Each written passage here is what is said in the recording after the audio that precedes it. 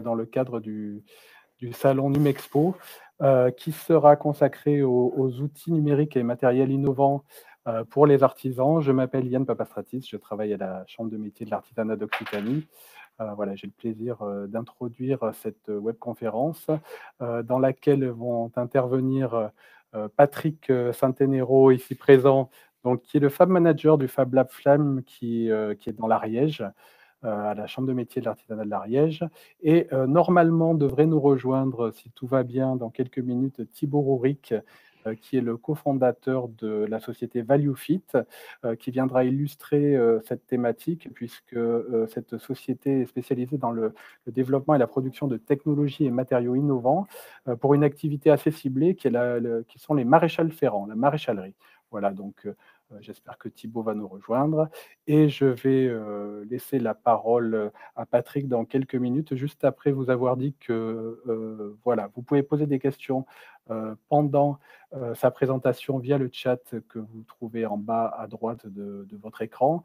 Normalement, ce webinaire devrait durer autour d'une trentaine de minutes. Patrick essaiera de répondre aux questions soit en live, soit après sa présentation, comme il le souhaite, en fonction du nombre de questions. Et Patrick, je te cède la parole. Bonjour à tous, bonjour à toutes. Donc, Patrick Saint-Ténéraud, je suis, comme l'a dit Yann Papastrakis, le Fab Manager du Fab Lab Flamme. Aujourd'hui, on va essayer de répondre ou d'amener au moins quelques éléments de réponse à la question des matériels innovants pour les artisans. Et pour ça, en ce qui me concerne, je vais parler Fab Lab. Et puisqu'en fait, les Fab Labs font partie des outils et équipements innovants au service des artisans, en fait. Donc Fab Lab Flamme, ça veut dire Fab Lab Artisanat Métier et Échange. Vous avez sous les yeux, j'espère, deux photos de notre Fab Lab qui n'est pas un très grand espace, mais qui est plutôt bien équipé par rapport à une moyenne de Fab Lab. Qui me permet de dire que, en vrai, il n'y a pas deux Fab Labs identiques, que ce soit en termes de gouvernance, en termes d'équipement, mais aussi en termes d'usagers. On trouve des choses très différentes. Et Fab Lab, qui est souvent synonyme de fabrication numérique, n'est pas forcément toujours équipé de machines numériques.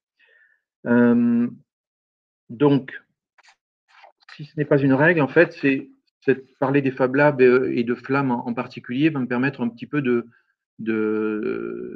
d'expliquer en quoi les Fab Labs peuvent être un outil important et innovant pour les artisans. Je prendrai 3 exemples au cours de ma présentation pour illustrer justement cette idée que dans le processus de développement d'un projet ou d'un produit pour un artisan ou un porteur de projet au sens général du terme, entre l'idée de départ, le concept et l'aboutissement du projet jusqu'à un objet fini, un produit ou la mise en production d'une fabrication, eh bien, ce parcours est jalonné de multiples étapes. Et pour illustrer un petit peu comment ce Fab Lab peut intervenir et être un outil au service des artisans dans ce processus-là et un outil innovant, eh bien, je prendrai plusieurs exemples, notamment pour commencer, un premier exemple sur des productions qui peuvent être faites en fin plutôt de processus, c'est-à-dire par exemple un bijoutier qui fait des bijoux fantaisie va pouvoir utiliser certaines machines du Fab Lab pour réaliser des découpes de pièces, lesquelles vont être ensuite assemblées jusqu'à la production finale de ces objets, en l'occurrence des bijoux fantaisie ou des petits objets qui sont retravaillés à partir des pièces qui auront été découpées. Autre exemple de production ou d'utilisation du Fab Lab, c'est pour la production d'outils qui vont faciliter la réalisation du projet. Nous avons l'exemple d'une mosaïste qui vient régulièrement chez nous et qui va découper avec notre machine laser et graveuse laser, qui va découper des plaques de bois avec des motifs qu'elle a préalablement travaillés sur un logiciel de dessin vectoriel. Et ces plaques de bois, une fois qu'elles sont gravées, découpées, vont être utilisées par ses soins pour imprimer ce même motif sur des plaques de terre crue qui vont intervenir dans son processus de réalisation d'objets qu'elle va pouvoir ensuite utiliser pour remplir certaines parties avec des émaux, les parties qui sont en creux par exemple, et travailler son produit fini. Voilà, donc ça c'est un deuxième exemple de production qui peut être faite au Fab Lab justement. Et troisième exemple, plus en amont vers le processus de développement du projet, à partir de l'idée de départ, si on veut valider cette idée ou valider des étapes intermédiaires, on va pouvoir. Ah, mon PowerPoint est reparti au départ, je reviens. Voilà. Si on veut, par exemple, tester une conception, au départ, on va pouvoir travailler sur un projet via des outils de dessin numérique, par exemple, et réaliser des dessins qui vont servir à la découpe. Ici, en l'occurrence, sur cette première partie du processus, on va découper, par exemple, un matériau qui n'est absolument pas noble, mais qui va servir justement pour maqueter le projet. Donc là, en l'occurrence, il s'agit de carton qui a servi à la réalisation de 2 pièces. Ces pièces, une fois assemblées, constituent un support qui va pouvoir être utilisé pour présenter des objets comme celui qui est présenté sur la diapo, qui est un fossile. Donc, on voit que à partir de cette production intermédiaire, qui est une maquette, qui est un prototype, on va pouvoir revenir par un feedback sur l'idée de départ et reprendre sa conception, l'améliorer. Donc, en fait, on vient de faire typiquement du prototypage rapide et jusqu'à obtenir, au bout d'un certain nombre d'étapes, l'objet fini, qui là, en l'occurrence, est en PMMA, donc plexiglas pour parler appellation commerciale, et qui va servir justement à présenter un objet. Voilà, donc on voit bien que sur ces différents exemples, on peut travailler sur le processus de développement d'un projet, d'un produit, à différents stades, en utilisant les ressources et les équipements d'un Fab Lab. On a parlé de maquettage, prototypage, on a parlé aussi outils de facilitation de la réalisation avec l'exemple de notre mosaïste qui n'a en fait ni plus ni moins réalisé, elle a réalisé des tampons en fait qui vont servir à imprimer un motif sur sa terre crue. En fait, ces tampons, c'est ni plus ni moins que de l'outillage. Et puis enfin, l'exemple de la créatrice de bijoux fantasy qui, elle, a réalisé tout ou partie de l'objet final de sa production. Alors, des exemples, on pourrait en prendre de très nombreux parmi les productions qui ont été réalisées au Fab Lab. Je vous montrerai sur la dernière diapositive quelques photos pour illustrer mon propos. Sur cette diapositive, je vous présente un petit peu les équipements qui constituent notre matériel à flamme. Alors, nous avons principalement 2 découpeuses et graveuses laser qui sont en haut à droite de l'image, avec des puissances et des capacités différentes, puisque la plus petite fait 30 watts de puissance et la plus grande fait 120 watts. Donc, et des dimensions de table qui permettent d'accepter des pièces assez différentes, puisque la première fait 45 par 30 cm et l'autre fait 90 par 60. Voilà. En dessous, nous avons une imprimante Grandelaise, qui est une imprimante qui permet d'imprimer des grands formats sur des supports qui sont très peu absorbants, typiquement du vinyle adhésif, de la bâche PVC pour faire des banderoles. Et en plus d'imprimer, cette machine sert aussi de plotteur de découpe, c'est-à-dire qu'on va pouvoir imprimer sur un vinyle blanc, comme on imprimerait avec une imprimante de bureau sur un papier blanc, et à la fin de l'impression, on va pouvoir découper selon un motif qui aura été généré et préparé en amont dans le fichier de l'utilisateur. Ça me permet de faire une petite parenthèse, je suis passé peut-être un petit peu vite, hein. J'ai parlé de fabrication numérique, hein. Donc ça veut dire essentiellement que toutes ces machines, on leur donne à manger, entre guillemets, des fichiers numériques. Donc ça veut dire qu'en amont, l'utilisateur a travaillé sur son projet sous la forme de fichiers numériques. Et équipement suivant, c'est un plotteur de découpe. Alors, c'est un peu la même chose que l'imprimante Grandelaise qui est juste au-dessus, mais ça ne fait que de la découpe. Donc, ça découpe du vinyle monochrome et ça ne fait pas d'impression. Je repars sur la partie gauche de mon image. On a un petit scanner 3D qui permet en fait, d'enregistrer la forme extérieure d'un objet et de la convertir en fichier de modélisation 3D qui va pouvoir être utilisé pour imprimer des objets en 3D. Donc, en fait, ça sert à faire de la reproduction 3D à partir d'un objet existant. Image en dessous, c'est une imprimante à fil fondu, une imprimante 3D à fil fondu. Donc voilà, une imprimante de bonne facture pour un Fab Lab. C'est une imprimante qui vaut dans les 5 000 €, qui fait de bonnes réalisations et toujours avec du fil fondu. Et en dessous, on a une autre imprimante qui, elle, travaille avec un autre principe, qui est un principe de résine photosensible qui va être durcie avec la lumière, donc, comme son nom l'indique, à partir du fichier toujours de modélisation 3D qui lui est envoyé, pour lequel on a paramétré l'impression. En dessous, on va trouver une fraiseuse numérique, donc qui est une fraiseuse 3 axes, qui permet de faire des petits fraisages, des petits usinages sur une dimension de plateau qui doit faire 1,20 m par un petit 50 cm, et qui permet donc d'usiner des pièces, que ce soit des poches, des fraisages, éventuellement en bas-relief. On fait de la 2D et demi, on ne fait pas de la 3D. On n'a que 3 axes, donc on ne peut pas faire complètement de la 3D.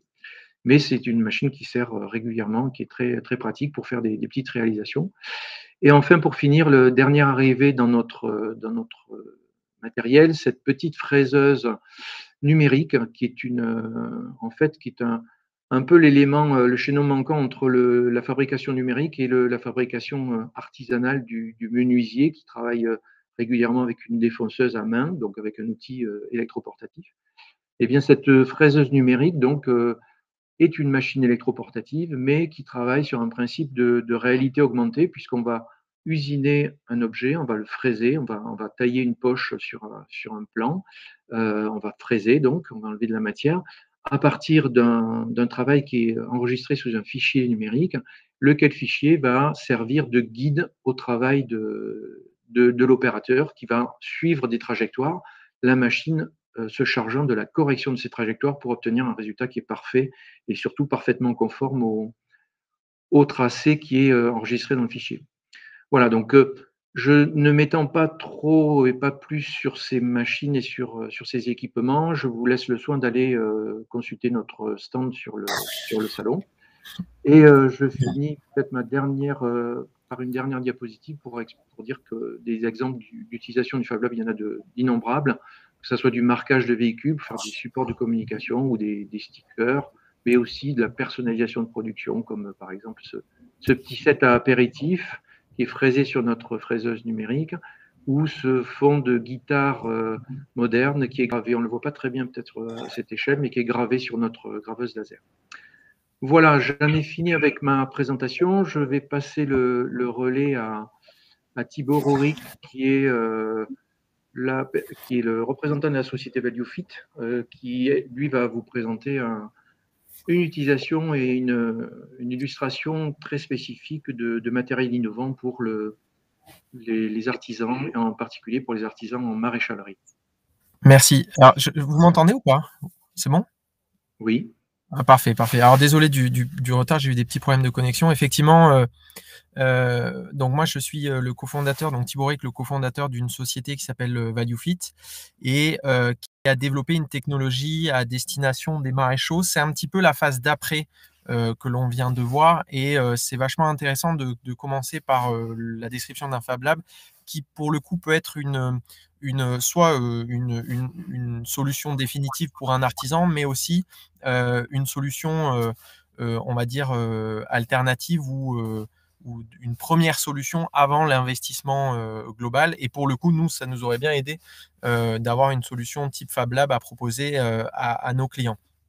Nous, notre idée a été, donc, on travaille principalement sur le destiné, donc on est destiné aux maréchaux ferrants, donc un artisan très historique, avec un passé, il existe des maréchaux depuis des dizaines et des dizaines d'années, et effectivement un process du quotidien qui n'a pas tellement évolué, avec un principe qui est que le maréchal vient réaliser les mêmes gestes que finalement son ancêtre.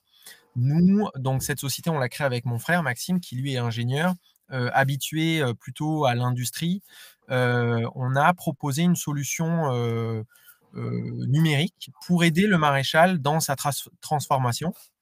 Le principe, c'est finalement assez simple. On a proposé une solution 3D. Donc, on a développé un scanner 3D propre au métier. On a développé un logiciel et on propose au maréchal ferrant de numériser le pied du cheval. Et derrière, nous, eh bien, on a notre usine de production qui vient récupérer les fichiers et on produit pour le maréchal le fer qui arrive en partie ou totalement fini.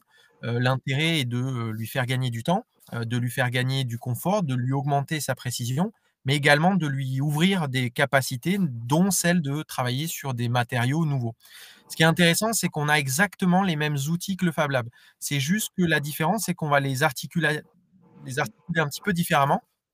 Le Fab Lab va les héberger en totalité chez lui pour proposer une solution un peu mutualisée, alors que nous, ils sont un petit peu l'étape d'après. On vient proposer d'acheter, fait que le maréchal s'achète une partie de la technologie. Et si on regarde notre process, d'ailleurs, pour aller au bout, nous produisons encore, nous, les produits pour le maréchal, chose que le Fab Lab fait. Et peut-être que demain, on ira jusqu'à vendre la capacité de production au maréchal pour qu'il soit totalement autonome. Alors, je vais essayer juste de partager. Je vais essayer, en même temps que je parle, de voir si je peux partager le site internet. Mais en tout cas, voilà, nous, ça a été ça. La difficulté, quand même, la difficulté de notre process a été de convaincre donc une profession qui n'avait pas spécifiquement le besoin d'investir, eh bien, de l'intérêt de se numériser. Et là, on est confronté à quelque chose qui, alors longtemps, nous, dans notre entreprise, on a mis sur le profil même du maréchal, alors qu'en réalité, avec le recul, c'est une problématique plutôt qu'on rencontre sur un artisanat global. C'est un peu le sujet que je voulais aborder. C'est la difficulté qu'on a rencontrée à voir les maréchaux à accepter notre technologie. On peut aimer, on peut ne pas aimer, mais finalement de voir des maréchaux qui voulaient s'équiper et les freins qu'on a rencontrés à l'investissement de notre technologie.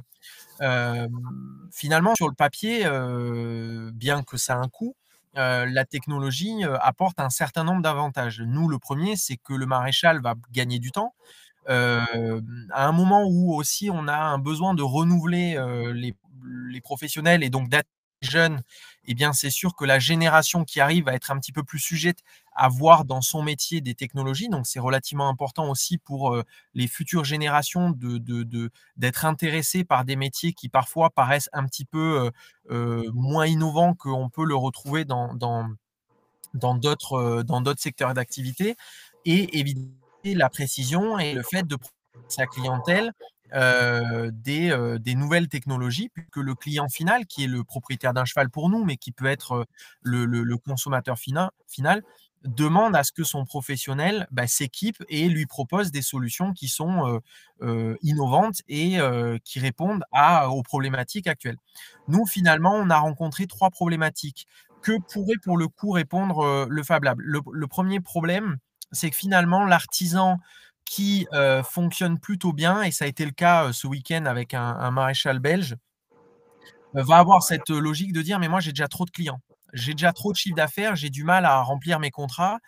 Quel intérêt je vais avoir à investir, donc à développer mes charges, alors que j'ai trop de chiffre d'affaires?» Le premier intérêt, et dans l'industrie c'est le cas, quand on vient investir, c'est pour gagner du chiffre d'affaires. Et effectivement, un artisan qui a trop de travail ne va pas avoir forcément l'intérêt premier de dire: «Je vais investir». Le deuxième, c'est plutôt l'inverse, c'est la nouvelle génération qui arrive. Nous, c'est notre cas, on va dire des jeunes artisans de 20-25 ans vont y voir de suite l'intérêt. Eux-mêmes sont habitués à utiliser au quotidien les smartphones, certains logiciels, vont être sujets à réduire la pénibilité de leur travail, vont être sujets à vouloir gagner du temps. C'est en plus, dans les générations qui arrivent, un sujet très important, mais vont avoir des difficultés à investir parce qu'à l'inverse, ils ont besoin de gagner du chiffre d'affaires et se différencier par rapport à des entreprises établies, mais ne vont pas forcément avoir la structure financière pour rassurer leurs banquiers pour investir. Et pour le coup, là, un Fab Lab va complètement répondre à ça, puisqu'il va pouvoir permettre à l'artisan de mettre un premier pied dans la numérisation sans forcément prendre le risque d'investir. Et ça, c'est super intéressant. Le troisième point, c'est plutôt, alors il est double, c'est soit on a des artisans qui ne sont pas férus de numérique et qui vont se sentir un petit peu dépassés. On va avoir cette phrase toute faite de dire: «Ouais, mais c'est pas pour moi. Je me sens pas capable d'assumer seul, la technologie». Là encore, le Fab Lab y répond parce que, le Fab Lab, c'est un accompagnement aussi. C'est des gens qui savent utiliser les machines, qui vont pouvoir vous accompagner au quotidien, pour passer les premiers caps, les premières étapes. Et puis, vous avez également un sujet qui est moins, drôle, mais qui est présent. C'est parfois la numérisation vient remplacer des gestes, historiques et nous, quotidiennement, on voit des maréchaux qui sont intéressés, mais ne vont pas investir par peur d'avoir le jugement, de leur concurrence, parce que finalement, si tu utilises la machine, c'est que tu sais pas faire, donc c'est que tu es pas un bon professionnel. Et finalement, on se retrouve à devoir argumenter face à ces 4 éléments. Pas besoin de chiffre d'affaires ou pas la structure financière pour investir ou la sensation de ne pas être à la hauteur parce que ça nous fait peur et parce que je ne veux pas être décrédibilisé à ma clientèle ou ma concurrence. Et ça, pour nous, c'est une mauvaise réponse parce que à la première problématique du chiffre d'affaires, il faut savoir qu'une structure, quand elle constate une baisse de chiffre d'affaires, c'est parfois déjà trop tard. Investir, ce n'est pas forcément pour développer le chiffre d'affaires. Ça peut être augmenter sa marge, ça peut être gagner en confort, réduire sa pénibilité et puis simplement proposer à sa clientèle des solutions innovantes parce que c'est ce que demande le client, un artisan qui propose ce qui peut se faire de mieux.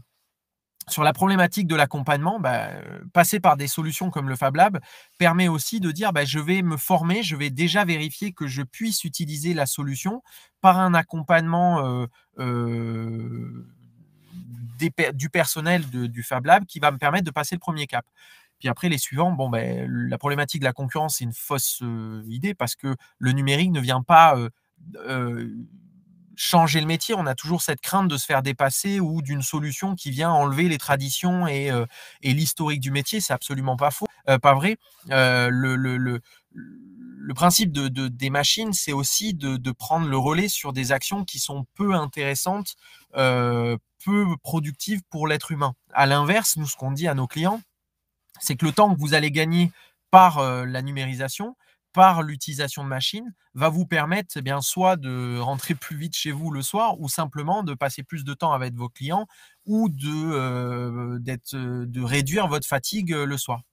Et puis évidemment, la problématique d'investir, il y a des solutions comme les Fab Labs, encore une fois, qui permettent à des jeunes entreprises de pouvoir proposer des solutions sans avoir la contrainte d'investir, puisque je pense que ça fonctionne sous forme de cotisation et donc finalement de ne pas alourdir la charge financière de votre structure, surtout sur les premières années, tout en passant ce premier cap de pouvoir proposer certaines solutions. Mais globalement, c'est un sujet sur lequel nous, on est confrontés, qu'on retrouve moins à l'étranger. Nous, on exporte beaucoup.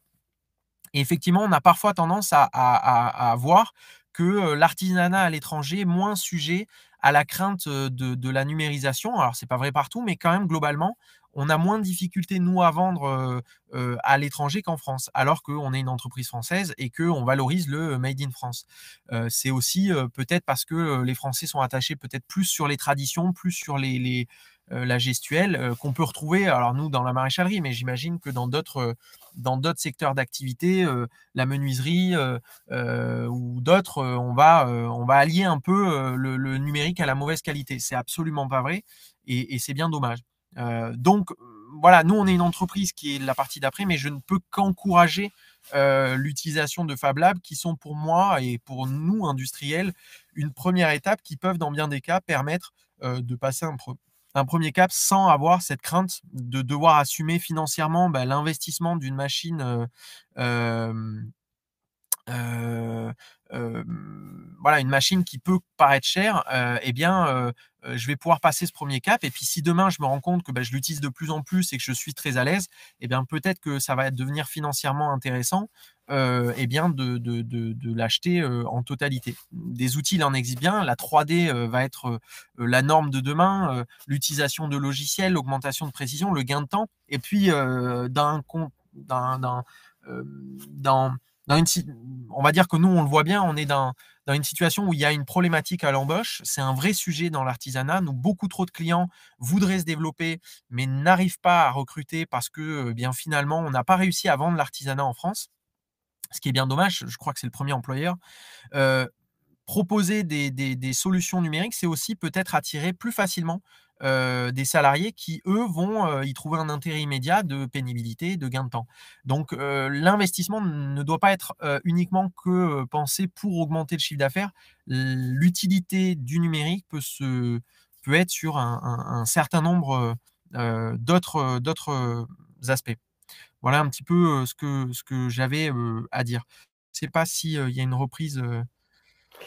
Mais merci beaucoup, Thibaut, pour cette illustration très convaincante, qui montre bien que même pour des activités super traditionnelles, le numérique peut être une vraie opportunité pour Complètement. faire gagner du temps, pour se développer. Et je pense que même si la maréchalerie n'est pas une activité très large, justement, ça montre que beaucoup d'autres activités de production peuvent s'inspirer de votre exemple. En France, c'est juste une petite précision. En France, c'est 2000 entreprises, la maraîchalerie, donc c'est pas rien non plus. Et nous, on a eu le plaisir. Alors, on accompagne beaucoup. C'est vrai que c'est la conséquence, et je pense que le Fab Lab aussi a cette contrainte-là et à la fois ce plaisir. C'est que nous, on parle vraiment de partenariat.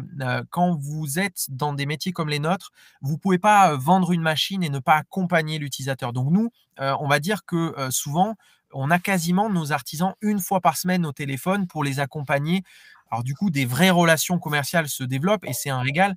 On a vu des structures se métamorphoser, alors pas parce que c'était nous, mais parce qu'elles ont passé le cap de la numérisation. Elles ont développé une autre clientèle, elles ont développé une autre manière de travailler et honnêtement, 90% de nos maréchaux ne reviendraient jamais en arrière. Il y en a toujours 10% qui sont compliqués parce que ils n'avaient pas intégré ce que voulait dire investir. Donc, il faut les accompagner encore plus et on y passe un temps fou parce qu'il faut avoir cette. On estime qu'on a une responsabilité d'ailleurs de le faire. On ne peut pas simplement dire OK, tu as acheté un scanner 3D, tu te débrouilles. Non, il faut accompagner. Là, moi, je suis en tournée pour continuer à former et comprendre pourquoi certains de nos clients n'arrivent pas à l'utiliser. Et je pense que c'est ce que fait très bien les Fab Labs, le service, l'accompagnement. Mais clairement, aujourd'hui, je pense qu'il y a un déficit d'investissement ou du moins d'intérêt de la profession, qu'elle soit dans tous les corps de métier, à l'investissement, enfin, pas forcément l'investissement, mais à l'intérêt du numérique. Ils le voient comme une concurrence alors que ça peut être un levier pour eux. Oui, tout à fait. Peut-être pourriez-vous donner l'adresse de votre site internet s'il y a des participants. Oui, alors j'ai essayé de. Alors nous, on en a deux, mais valuefit.fr, donc VALUEF. Je vais les mettre en commentaire. J'ai pas réussi à partager. Hop. Ouais, là, je les ai mis. On y retrouve un petit peu notre. Et nous, on n'arrête pas d'investir dans. C'est 80% de nos dépenses sont liées à la recherche, donc on est une vraie société qui investit. On a été très loin dans la démarche de soutenir nos clients, et c'est quelque chose qu'on fait aussi par plaisir. Mais je pense que malheureusement, il y a, et ça c'est un autre sujet que le numérique, mais on mise pas assez sur l'artisanat, alors que pour nous, c'est vraiment l'acteur principal à soutenir de par ce qu'il représente et ce qu'il peut représenter. Et effectivement, je vous donne un exemple. Il y a eu des subventions données pour aider les artisans à investir dans le numérique, mais la plupart de nos clients qui ont essayé le faire s'arrêtaient dès le premier contact parce que c'était beaucoup trop lourd. Alors, évidemment, il faut vérifier, il faut contrôler, mais ne serait-ce que sur l'amplitude horaire, quand vous avez un artisan qui se lève à 6h du matin, enfin qui commence à 6h du matin et qui termine à 17h,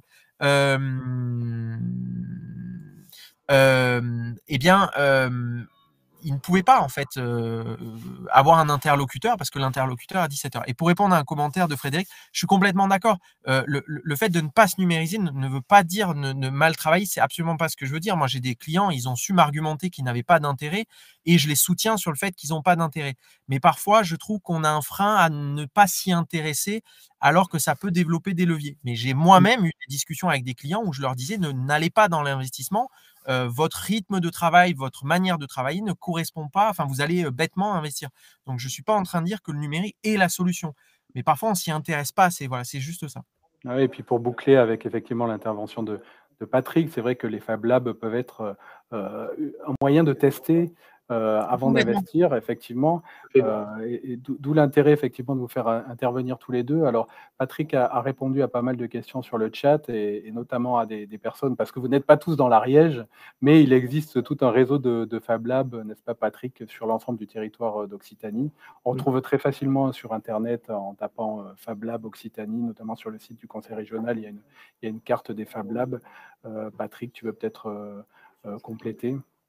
Oui, moi je voudrais reprendre un petit peu ce qu'a développé Thibaut, parce que en fait, les Fab Labs, j'ai peut-être pas précisé, je ne me souviens plus, mais Fab Labs, ça veut dire laboratoire de fabrication. Donc, ce sont vraiment des laboratoires où on va pouvoir expérimenter de nouvelles techniques, hein, donc notamment l'utilisation de machines et de moyens de production numérique. Et ça, ça rentre complètement dans une des missions des Fab Labs, qui est celle d'éduquer aussi au numérique. Donc, c'est une première étape, ça peut être envisagé comme une première étape vers une évolution dans le métier de l'artisanat. Ensuite, ce débat sur ce qui est numérisé, ce qui est numérique, ça n'est plus de l'artisanat. C'est un débat qui est très ancien, dans lequel on peut se perdre et je dirais de façon assez stérile. Moi, je suis convaincu personnellement que l'utilisation d'outils, quels qu'ils soient, c'est pour ça que je parle de façon très générale d'outils, qu'ils soient numériques ou non numériques, l'utilisation de l'outil permet de libérer l'artisan et de faire qu'il puisse se concentrer sur ce qui est vraiment le cœur de son métier. Est-ce que, alors, je fais un grand écart hein, quand je dis ce que je vais dire, puisque moi je suis forgeron, donc je sais ce que c'est forger un fer à cheval. Mais est-ce que il est plus important dans le métier de maréchal ferrant de passer du temps à forger à l'ancienne avec des outils qui sont des outils du 18e ou qui ont 300 ans derrière eux, ou est-ce que c'est plus important de se concentrer sur l'orthopédie du pied du cheval et savoir exactement ce qu'on va devoir monter comme fer sur telle ou telle pathologie ou sur tel ou tel pied de cheval en particulier? Je dirais que c'est un débat sans fin.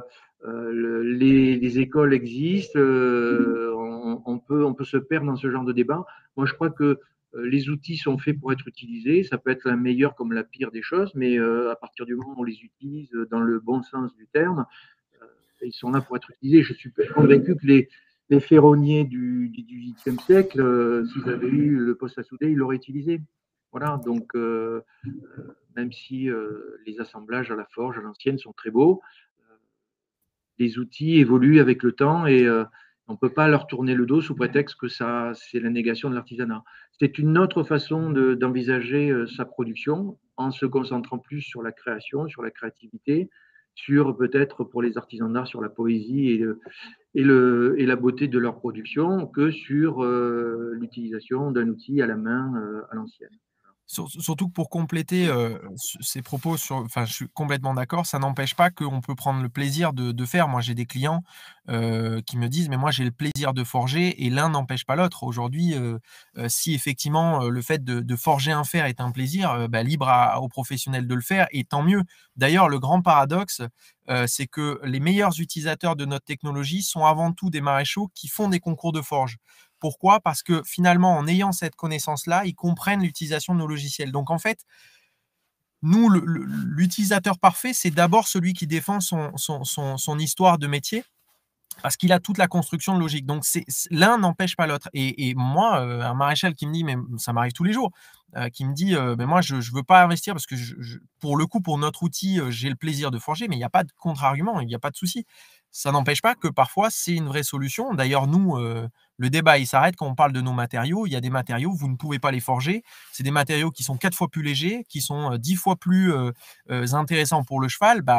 OK, on peut savoir forger un fer à l'enclume et savoir l'utiliser. Ça, vous ne pouvez pas le faire. Est-ce que ça vaut le coup de ne vous empêcher de proposer ça à vos clients en sachant que les chevaux, dans certains cas, sont mieux sur ça? Parce que on vient vous empêcher, ça n'a pas, comme on dit, c'est un débat stérile. Ce qu'il faut, c'est ne pas freiner à l'évolution. Comme me disait un client, l'encadrer, l'évolution, parce qu'on peut aller dans un mauvais sens aussi. Donc, s'y intéresser, c'est aussi veiller à ce que les entreprises aillent dans le bon sens. Et il n'y aura aucun problème, quoi. On va peut-être conclure sur ces bonnes paroles. Je vois qu'il n'y a pas d'autres questions dans le chat. Bon, si vous voulez continuer à échanger, notamment avec Patrick, son Fab Lab a un stand dans le hall accompagnement sur ce salon du Mexpo, donc vous le retrouverez facilement et notamment à partir de cet après-midi.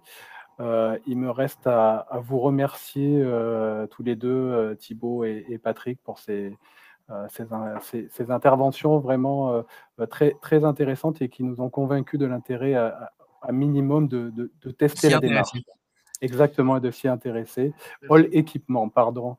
Mais je crois qu'il est sur les 2 halls, Patrick. Il est sur équipement et accompagnement. Il devait être normalement sur les 2 halls, accompagnement et équipement. Je ne sais pas s'il a été effectivement… En tout cas, vous le retrouverez implémenté sur les 2. Parmi les 30 et quelques exposants du salon. Écoutez, merci à tous les deux. Merci à tous d'avoir suivi cette 4e webconférence. On vous retrouve à partir de 13h pour la 5e, qui sera animée par Thomas César de la société Vivasoft, qui vous présentera un outil, une plateforme pour digitaliser les entreprises. Et puis, vous retrouverez tout le programme des webconférences en retournant sur l'accueil du salon du Mexpo. Nous vous souhaitons une bonne journée et merci encore à tous les deux. Merci à tout le monde. Au revoir. Au revoir.